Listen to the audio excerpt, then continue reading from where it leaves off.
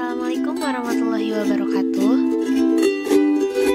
Perkenalkan, kami dari Initim Proyek Perangkat Lunak RA dengan dosen pengampu Hafiz Budi Firmansyah. Pada tugas besar kali ini, kami akan membuat sebuah website bernama BSMI atau Bank Soal dan Materi ITERA. Initim beranggotakan Roy Putra dengan NIM 14115047, Nova Yastika Putri dengan NIM 14117073, Riwandi dengan NIM 14117098, Rizky Baskara dengan NIM 14117084, dan Aldi Indrawan dengan NIM 14117055. Klien dari proyek yang kami kerjakan merupakan keluarga mahasiswa ITERA atau KM ITERA. KM ITERA memiliki permasalahan pada proses kegiatan belajar mahasiswa. Soal dan materi biasanya diberikan dosen pengampu di dalam kelas saat proses belajar mengajar. Namun seringkali dosen lupa untuk membagikan materi tersebut kepada mahasiswanya. Walaupun sudah terdapat e-learning sebagai media pembagian materi kuliah, namun sepertinya beberapa mahasiswa membutuhkan media online untuk dapat melihat materi maupun mempelajari soal-soal praujian. Hal ini sedikit banyak dirasakan oleh mahasiswa yang mengulang mata kuliah.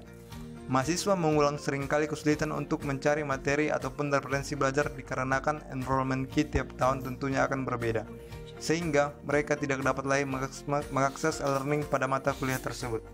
Untuk mengatasi masalah tersebut, diperlukan pembangunan sistem pengolahan bank soal ujian dan materi secara online, yang bertujuan untuk mempermudah mahasiswa dalam mencari referensi soal maupun materi mata kuliah mereka. Maka kami membuat perangkat lunak berbasis web untuk mengatasi masalah tersebut.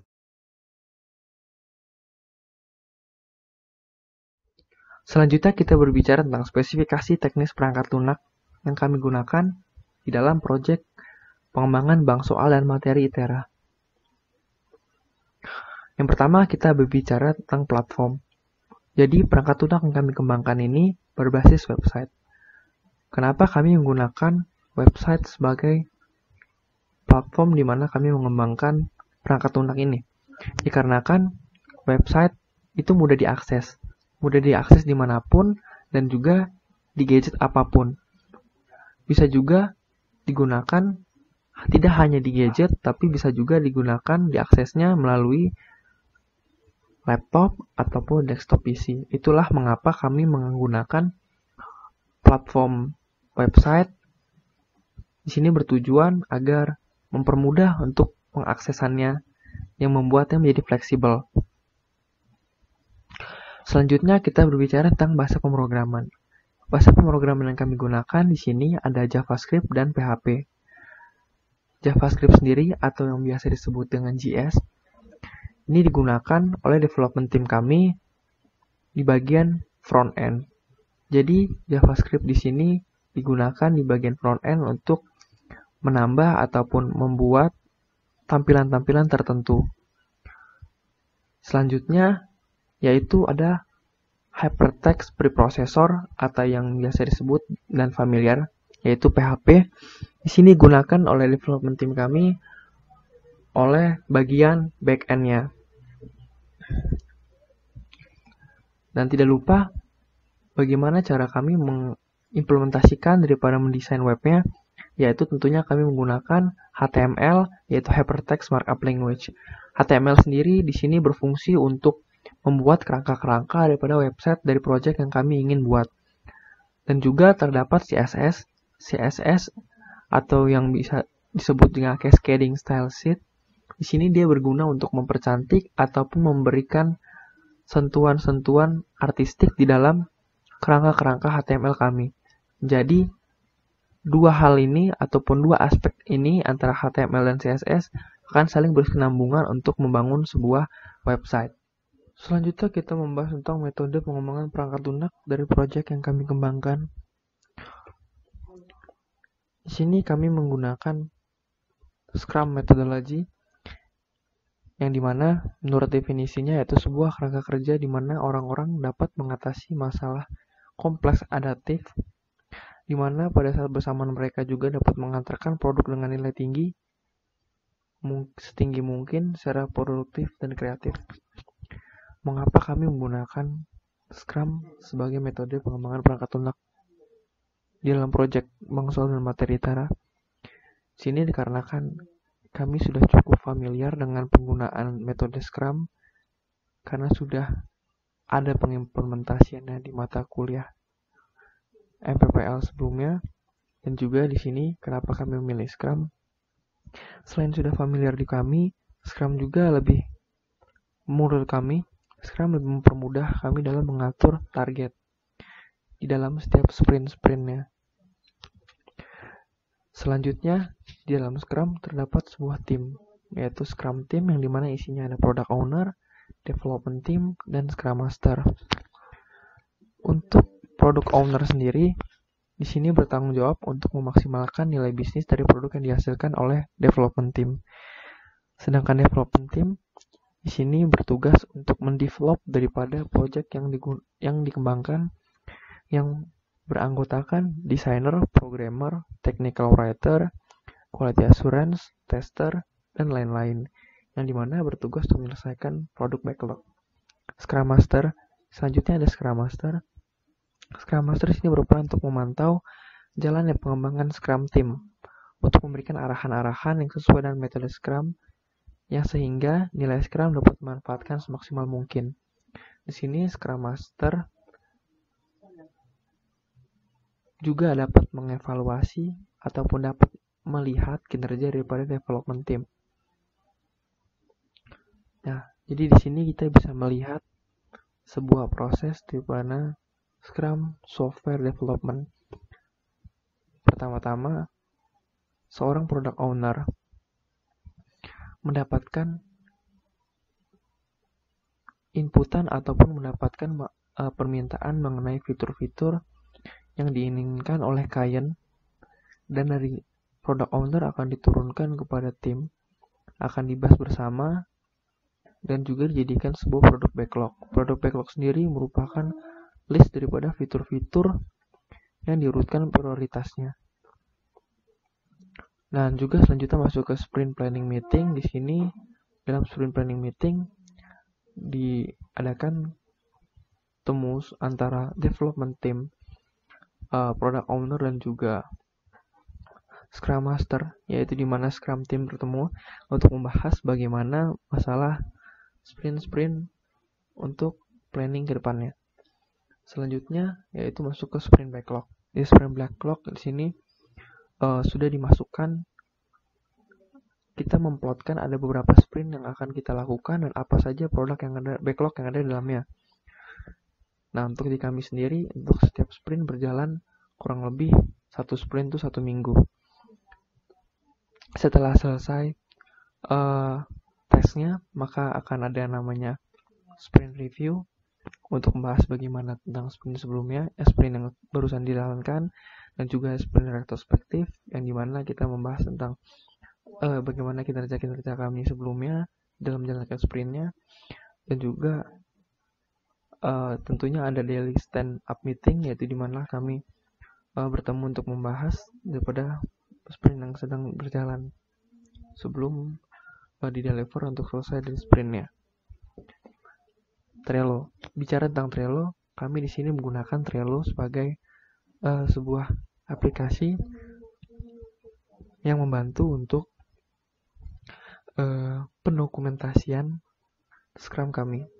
Jadi setiap sprint dan juga ada setiap daily Scrum-nya kami menggunakan Trello.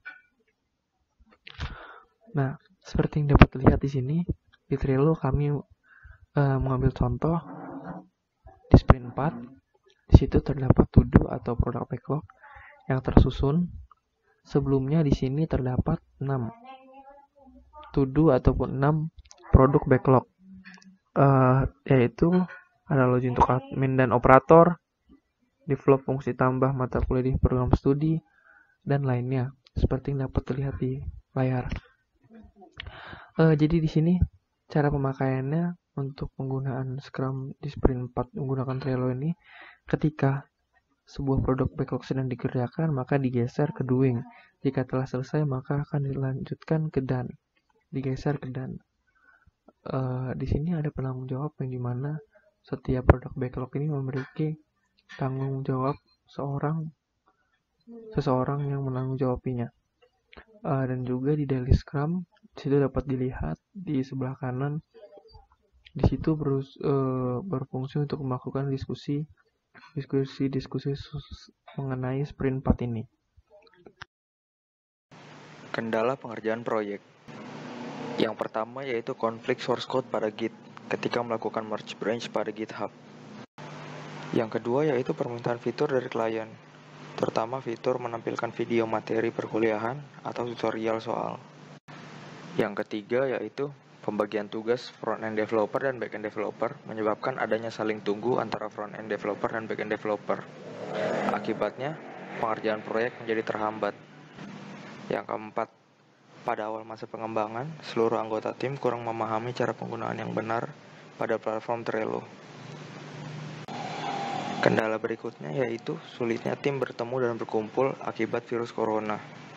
Wabah ini membuat kami terpaksa mengurangi intensitas keluar rumah dan berkumpul untuk mengerjakan proyek, sehingga sebagian besar komunikasi hanya dilakukan lewat online. Berikut adalah progres pengerjaan produk, bank soal, dan materi ITERA. Progres dari sisi front-end.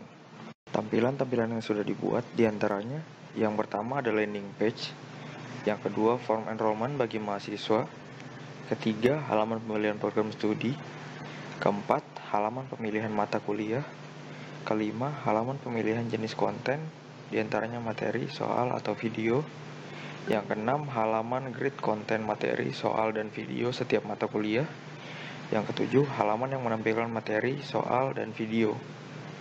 Halaman-halaman tersebut masih ada dalam bagian mahasiswa, sedangkan tampilan untuk admin atau operator belum dibuat. Berikutnya progres dari sisi back-end.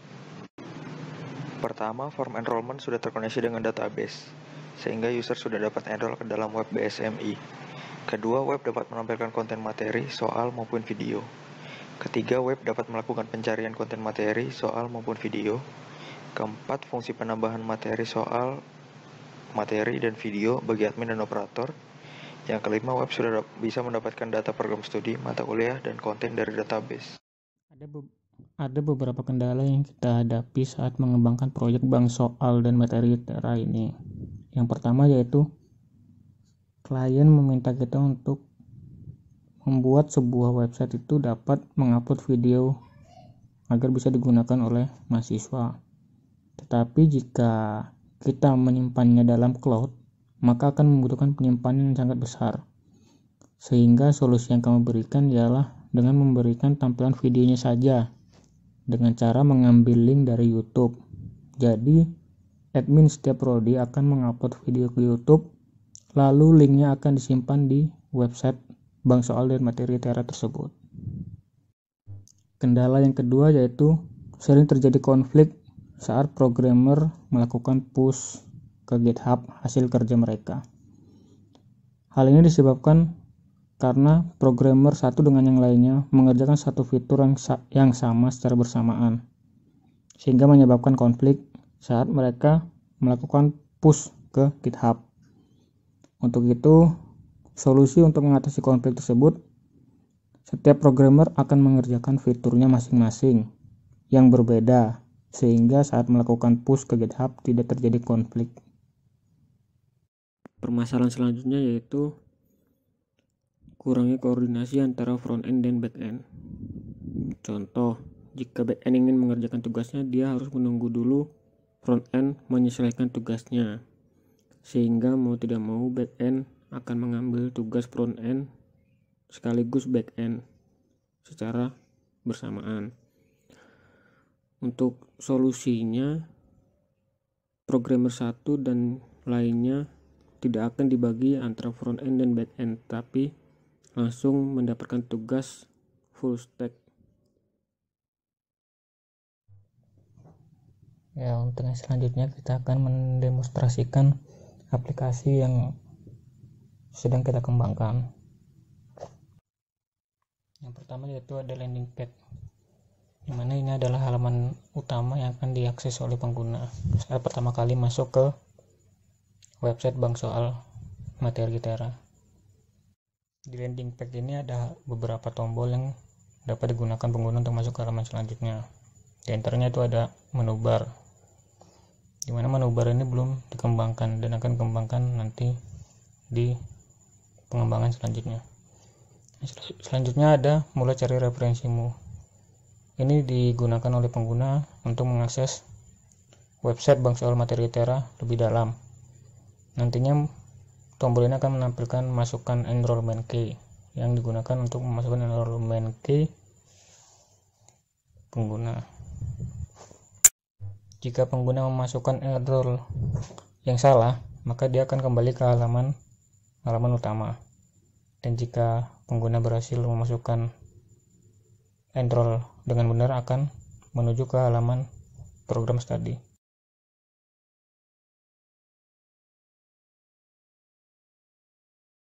Di halaman program studi ini ada 3 tombol jurusan, yaitu jurusan Sains, JTIK, dan JTPI, di mana jika ditekan akan menuju ke jurusannya masing-masing dengan smooth scrolling.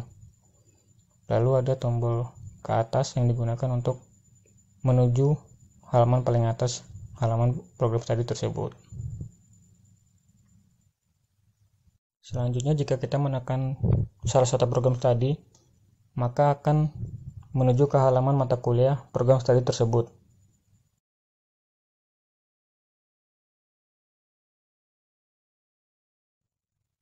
Di mana di halaman tersebut kita dapat melakukan pencarian secara live search mata kuliah yang kita inginkan. Lalu selanjutnya, jika kita mengklik salah satu mata kuliah, kita akan diarahkan ke detail mata kuliah tersebut, di mana di halaman detail ini terdapat beberapa tampilan. Yang pertama itu ada judul mata kuliahnya, lalu deskripsi mata kuliah, dan 3 pilihan menu. Di antaranya itu ada materi, soal, dan video.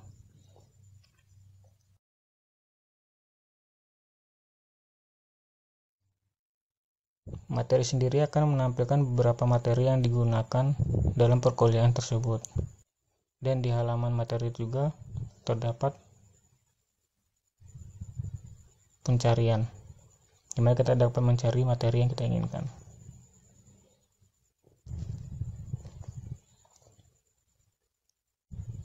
Jika kita klik salah satu materi, maka website akan otomatis mendownload materi tersebut atau dapat menampilkan file yang kita pilih. Yang selanjutnya yaitu ada menu soal, dimana nantinya akan menuju ke halaman soal. Tidak jauh berbeda dengan halaman materi. Di halaman soal menampilkan beberapa file latihan soal yang dibutuhkan oleh mahasiswa. Di halaman soal, kita juga dapat melakukan pencarian dan filter berdasarkan tahun dan jenis soal. File-file tersebut juga dapat didownload oleh mahasiswa. Yang terakhir yaitu ada menu video, di mana video tersendiri akan menampilkan video-video embed dari YouTube.